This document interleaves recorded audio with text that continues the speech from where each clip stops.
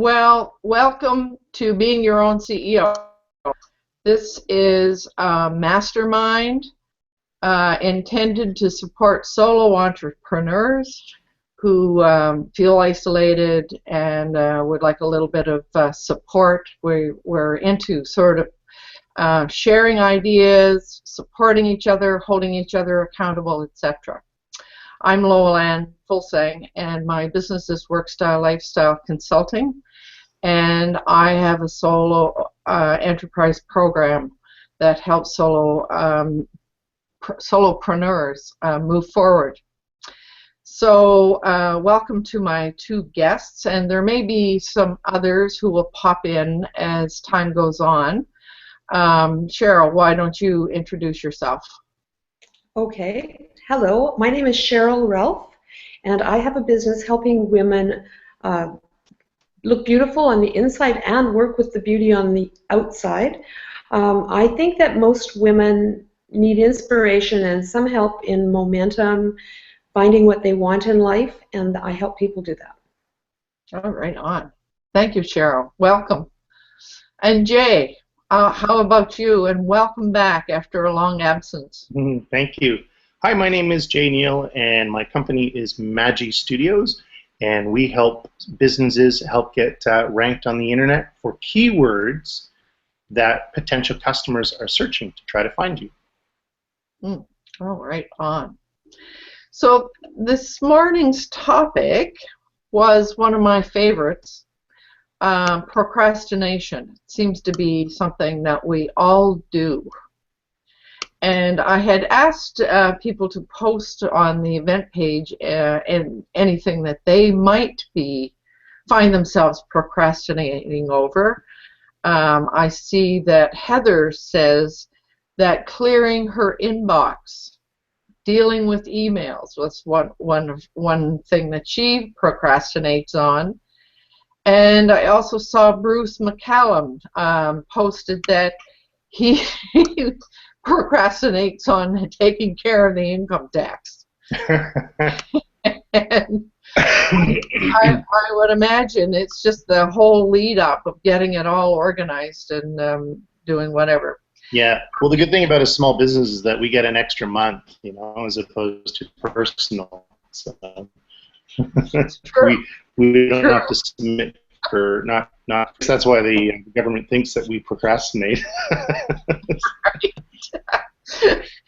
And for me, what I procrastinate on is bookkeeping, because I do my own bookkeeping, and when I get at it, it seems to be okay. I don't mind doing it once I'm at it, but it's just getting to it that I find. So what about you two? Cheryl, what about you? Is there anything in particular that you find yourself procrastinating on? Well, in my business, because I do MLM marketing, that's part of my business, I find I do procrastinate on book work. And I used to own my own business, and I did my own book work, and I hated it. When I started doing my book work for another company, it was actually for a downtown homeless shelter, I loved it because it wasn't mine. So I think what happens is we lose our focus. My focus in my business was on my business, and bookkeeping wasn't my focus. But the way for me to help the homeless shelter was to focus on their books. So for me, procrastination, when I find I'm procrastinating, it's because my focus isn't clear on whether I should be doing it, whether I should be hiring it out, or whether I should be learning more about it. Okay. And I think we will need to talk a little bit about causes, but before we get there, Jay, what about you? Is there anything in particular that you would find yourself procrastinating on? Yeah, absolutely. There's one part of my business. I also do affiliate marketing, a lot of affiliate marketing, which is basically promoting products and sending people to various online stores, such as Amazon, and get a commission, etc. To be successful in that, you need to do a plethora of writing reviews, writing blog posts, and it needs to be consistent. And I'm involved in a lot of different niches, so a lot of different topics, and I find writing is my my one downfall, just because of the sheer volume of it. So I'll write one blog post for one of the niches that I'm involved in, and then realize, okay, I need to do this one, you know. So it's like, oh, you know, and you know that when you're done writing and you post it and you share it on social media and do the various things you need to get it out there, you know that your ROI, your return on your investment, which would be time at you know, at the time of writing, is not coming back right away. You know, you're planting a seedling and you're growing this evergreen-based content in anticipation of it, you know, getting strong in the search engines eventually.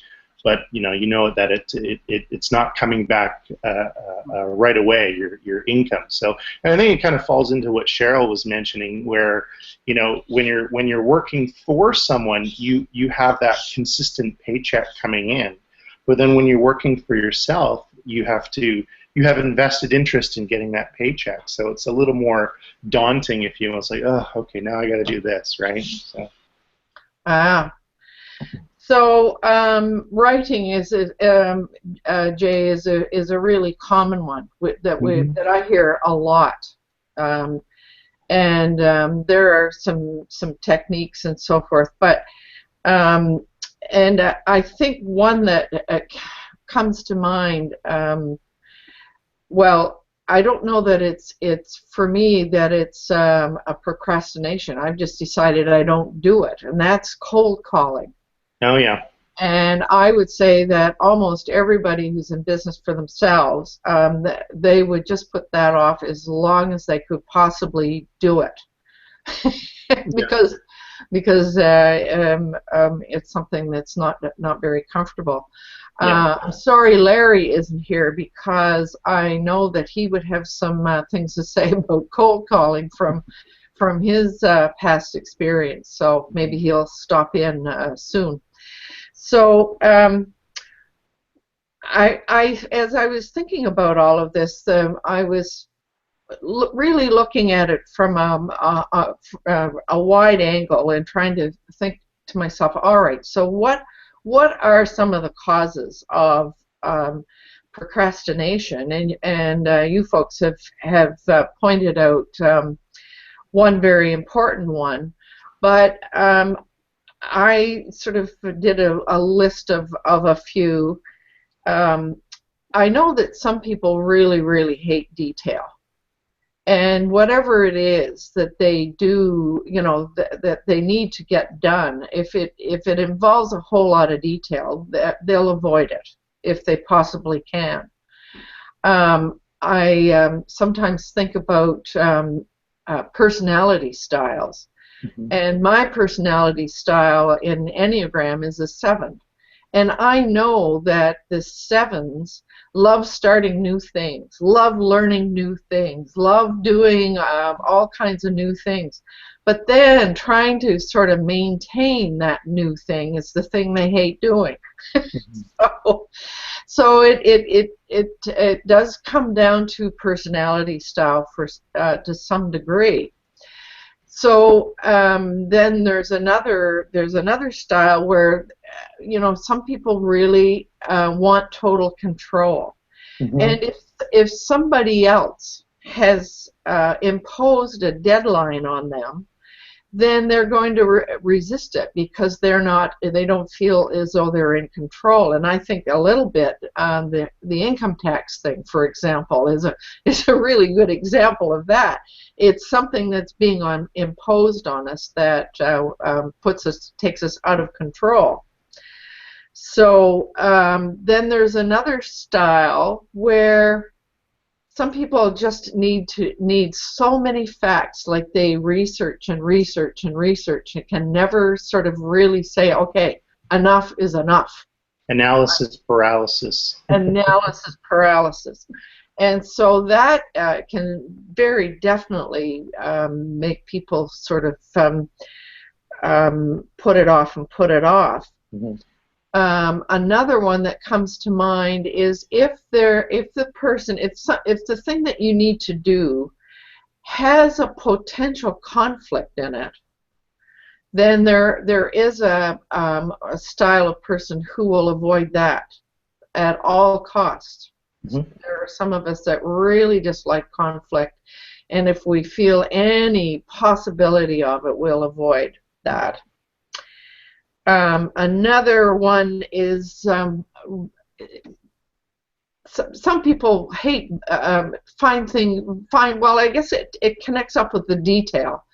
So if something is boring, that if something falls into that routine place, then it's boring, and then we'll avoid doing that.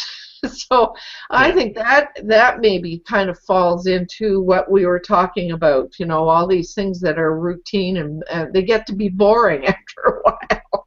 Mm-hmm. And then the last one that came to mind for me was overwhelm. Mm-hmm. For solo entrepreneurs, we wear so many different hats that we get all these things that we know we need to do, and suddenly it just feels so overwhelming that you don't know which thing to take first. And so and I think when Heather said clearing out her inbox, that's probably what she's experiencing. She's got a really big inbox, and she probably knows that she needs to clear that out and have it be more organized, and it's just totally overwhelming. So and that overwhelm is such a very common thing among solo entrepreneurs. It just is. So those are a few. I don't know whether either of you can think of any other causes. I have a big one that I work with, and that is self-esteem and the fact that people don't know that they can actually do it.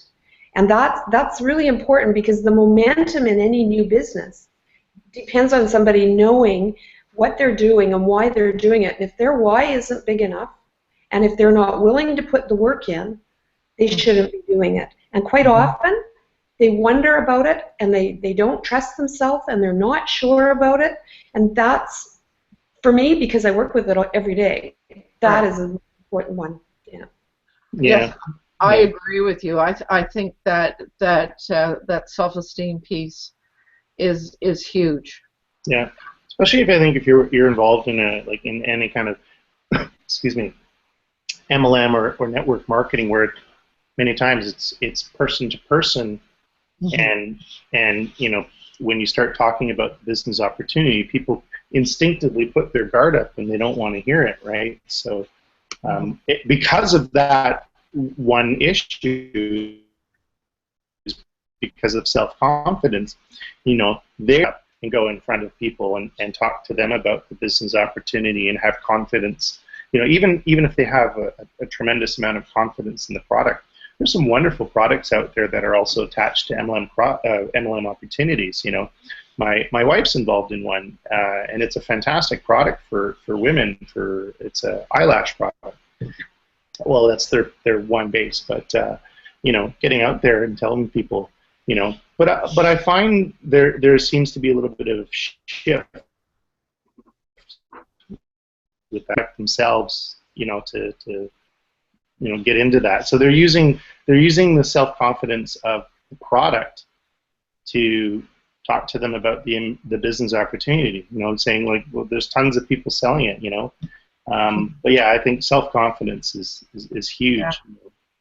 But you pointed up something though, Jay, expecting resistance, and I suppose that is connected a little bit to maybe feeling as though there's a potential conflict there, but it's a little bit different and a little bit the same. So I agree with you. If you think you're going to get some resistance, that's probably why nobody wants to do any cold calling. Yes. To round it out just a little bit, I think it's more mindset. Like, where is your mindset? Yes, you need confidence in your product and your company. You need confidence in yourself, because you're not just selling the product. I can go out there and talk to people because I know who I am, and I know that people can trust me and I can support them, and I have that value, but in myself. But it's not just about MLM. I'm finding more and more people who have their own businesses that are struggling just are ready to give up because they just don't think it's worth it. They just don't think it's going to be of value to somebody else because they're losing their value in it, if that makes any sense. Yeah, absolutely. Yeah, it does. So it. I mean, I guess to cap that off, there are a lot of causes there, and they're going to be a little bit different for different people, of different styles and so forth. So could we shift for a minute and think about what are the impacts on us when we do procrastinate? What happens? Well, I think, one of the tail ends of what you were talking about is being overwhelmed. It's things pile up, things that you feel that you need to do, and you do need to do, and you become overwhelmed. So it's the pebble that's rolling down the snowy hill. Eventually these tasks get bigger and bigger. So you become overwhelmed. The other one is the procrastination, as the result of or lack of income coming in as the result of procrastination. Because if you're not doing these things, which are going to be, bringing your ROI back in, then your income is going to be effective. So. I agree totally with that. And I think one of the things is that it causes a fear in a lot of people. And that fear often is the reason why they can't pull themselves to do it. They're afraid of the outcome. They're afraid of what might happen, that the income might not come in, that they might have to fold. But it's a belief system. And if you're living in fear, I also work from that place where you have to have a vibration. You get what you attract. And I do believe that if somebody is fearful, they're not going to pull through it as easily as somebody who's out there just working, doing the positive steps. And by not procrastinating, that's a positive enough step that it helps fulfill that end. So I also made a list of a few things that occurred to me and that I often hear from people. Well, the first thing that came up for me was distraction, jumping from one thing to another. I think when people get overwhelmed and it all piles up, that's what happens. They run from one thing to another and they fall into one rabbit hole after another, etc. And then the result of that is a huge level of stress. Yeah, absolutely. Shiny object syndrome. Finding an excuse to do something else, right? Absolutely. I think the psychologists call that displacement activity. So, and then when that stress comes up, then it impacts our sleep. I mean, we start having really weird dreams about what we need to be doing, etc. So, I mean, it eventually can have a really detrimental effect on our health as well. So, and of course, another big one is that we miss deadlines. So, if we procrastinate too long, then if we haven't estimated how long something is going to take to do, then there is the potential for missing the deadline altogether. So that's a huge one too, in terms of our income and all of the rest of it. So what do you think we should do about it? What do we do to dig ourselves out of procrastination? Oh, I got it. I know. Well, what works for me is organization and small goals, small daily goals, medium size. I call it, the shelf system. So you have your base shelf, your mid shelf, and your top shelf. So your base shelf are daily goals that you want to try to accomplish. So you make a list. I have 2 whiteboards in my office, one for daily and one for long-term goals and active clients. So the small whiteboard, every morning, wipe it down and start with the tasks that I want to do that are within reason. it's not going to be 50 tasks that I know need to be done, but within reason. So and accomplish those goals. And then the mid shelf are longer term goals that I implement into my calendar on my organization system. And also I use Basecamp to organize and collaborate with staff and stuff. And then top shelf goals are like annual goals of what you want to accomplish with your business throughout the year. So that seems to work really well for me, because it kind of falls back into, it's like you have two personalities, and that other personality is the person telling you what to do. It's like your calendar telling you what to do. So it's your boss, Yeah. And that tends to work really, really well for me. And being extremely organized, and also physically organized, meaning your desk, your workspace area. I think if you keep it clean and organized, and where everything is, versus piles of paper here and there, and just and whatnot, that tends to work, because a clean environment, I think, gives you a change of your mindset, and it kind of shifts you into a different gear. So I couldn't agree more. I know that I learned this a long time ago in even back in my government career. Mm-hmm. That when I allowed my desk to pile up, there was everything that was on the desk was a distraction. Mm-hmm. And so I learned that I kept a clean desk, and I had the one thing that I was working on the desk, and nothing else. And oh man, that just reduced the stress for me incredibly. Yeah. So I found that worked really well. So, and using some way to organize your short, medium, and long-term goals. You mentioned one program. I use another one called Trello. Trello, yeah, fantastic program. It's just a lovely, lovely to-do way of organizing your to-dos, and in a very nice and visual way. Yeah, and that's partially free, right? They have a free model with Trello. Yes, yeah. they do. Yeah.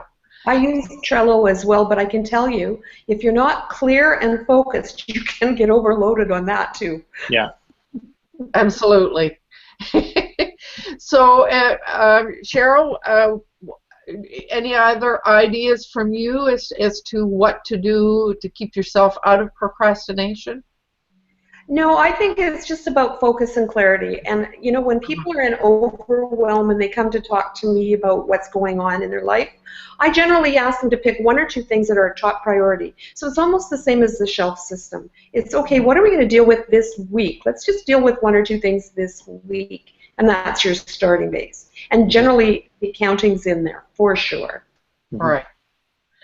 So I had a couple of ideas that I might mention. That, by the way, I have an ebook on my website in the resources section, a free ebook, which is called Guide for Procrastinators.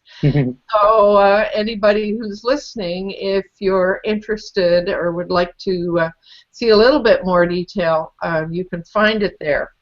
But a couple of things that I want to remind people about. One of them, as a way to deal with procrastination, is to have a mastermind group.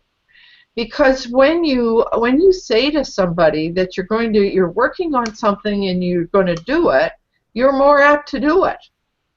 It's accountability. Yes, absolutely. And Cheryl, you didn't use the words, but you really alluded to it. Especially if you're a solo entrepreneur, find yourself a coach, somebody that will help you stay focused until you get into a rhythm of being able to do that for yourself. So that's another one.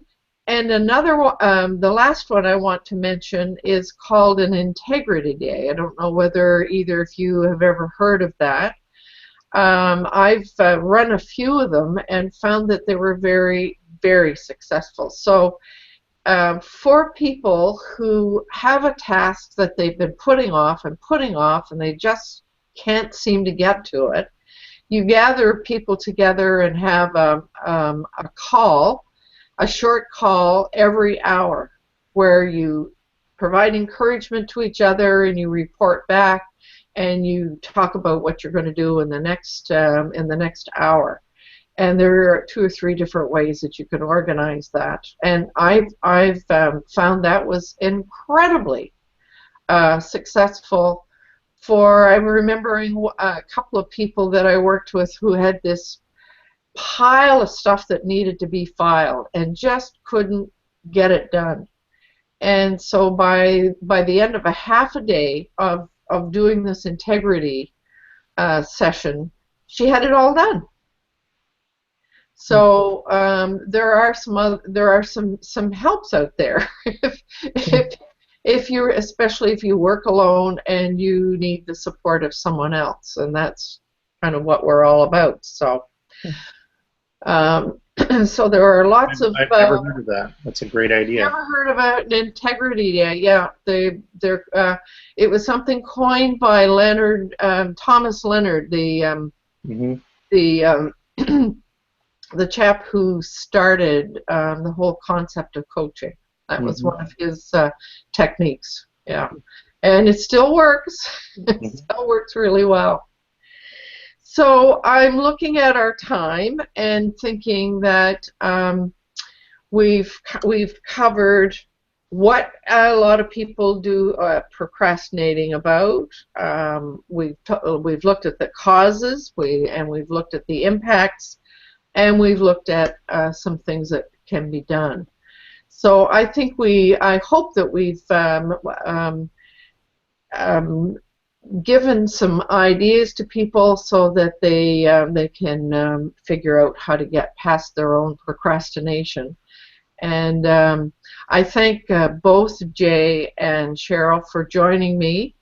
And we're going to stop the broadcast now and continue on our mastermind aspect of this being your own CEO. So next week, I'm in the middle of moving my office, so I will tell everyone who's listening to tune in 2 weeks from today. By that time, I'll be past my move. Hopefully. So bye for now, and see you all in 2 weeks. This is Loa Ann signing off. Thank you, Loa Ann. Thank you. Right on.